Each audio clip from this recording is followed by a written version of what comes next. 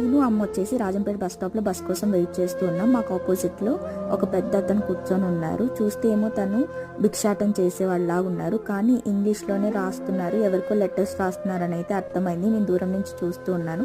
ఇంకైతే అమ్మకి చెప్పాను అనమాట, వెళ్ళి మాట్లాడదాం ఎవరో తను అనేసి. అయితే పలకరించాము. బస్సు వచ్చేసింది అప్పటికి. సో ఎక్కువ డీటెయిల్స్ తీసుకోలేదు, తన మాటల్లోనే వినండి తను ఏం చెప్తున్నారు అనేసి. ఎంతవరకు చదువుతున్నారు? టీచరా? రిటైర్ అయిపోయినారా?